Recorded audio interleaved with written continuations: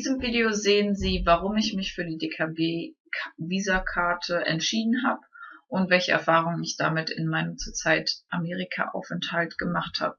Zum Schluss habe ich noch einen persönlichen Tipp für Sie.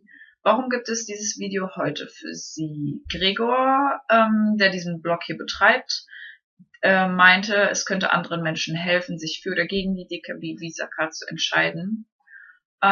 Okay, also ich kam auf diese Webseite hier, um nach einer geeigneten Kreditkarte zu suchen, die im besten Fall kostenlos ist, super easy zu bedienen ist und mir nicht irgendwelche anderen Probleme bringt. Über die Kommentarfunktion hier habe ich Gregor kennengelernt und auch über die Sonntagsmail hat Gregor mir geholfen, nach meinen Vorstellungen die richtige Kreditkarte zu finden.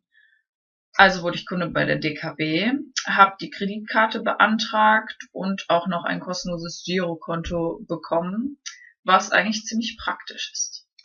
Karte, Konto und fast alles andere sind bei der DKB kostenlos. Auch für das Abheben von Bargeld berechnet die Bank keine Gebühren. Und zwar weltweit, was super wichtig für mich ist, weil ich gerade in den USA bin und ich Studentin bin und kein Geld zu verschenken habe. Das Konto kann man nur online beantragen und man sollte dies mindestens 3 Wochen vor Abreise machen, damit man genug Zeit hat, um Briefe zu bekommen, die Zugangsdaten zu bekommen, Karten zu bekommen und auch die Funktionalität mal zu testen. Ich habe die Karte circa 3 Monate vorher beantragt, damit ich die zu Hause mal testen kann und falls hier etwas schief geht, dann nicht in den USA hänge und total aufgeschmissen bin. Bei mir hat aber alles super geklappt. Es war alles super einfach. Ich hatte nach circa 2 Wochen alle Briefe, die ich brauchte, konnte ganz einfach alles einstellen. Das war überhaupt kein Problem. Ich bin sonst kein Bankexperte, aber das war echt easy. Sollte eigentlich jeder hinbekommen. Auch die Verifizierung durch die Webcam-Funktion war super einfach, hat vielleicht 2 Minuten gedauert.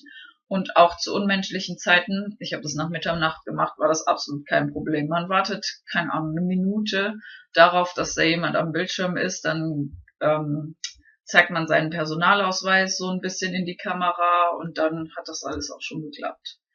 Als Studentin mit geringem Einkommen bekam ich trotzdem eine anfängliche Kreditlinie von 500 €.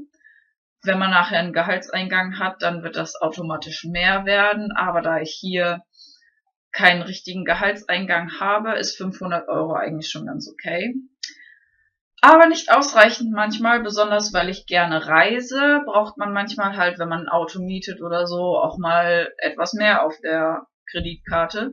Von Gregor habe ich dann den Tipp bekommen, dass man sich von seinem Girokonto Geld auf seine Kreditkarte überweisen kann und dann quasi so viel Geld ausgeben kann, wie man sich da drauf lädt und dann plus 500 € Kreditlinie oder wie viel Kreditlinie man auch immer bekommt. Das Einzahlen hat außerdem den Vorteil, dass man Zinsen bekommt. Zwar nicht viel, aber 1 € im Monat ist schon mal nicht schlecht.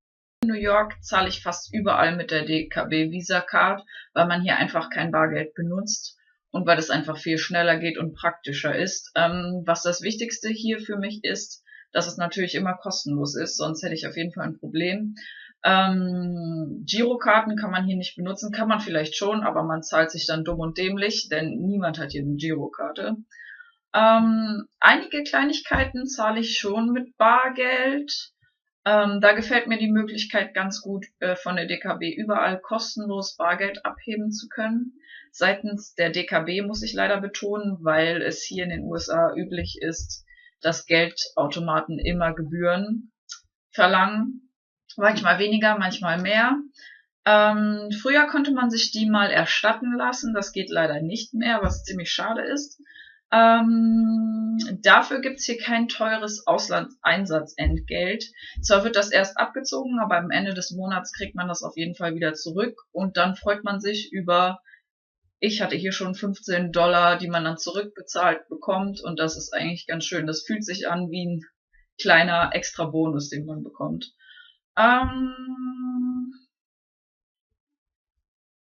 Manchmal gibt es auch ATMs, die gar keine Gebühren berechnen. Hier habe ich zum Beispiel im Walmart einen gefunden, in der Hudson Avenue.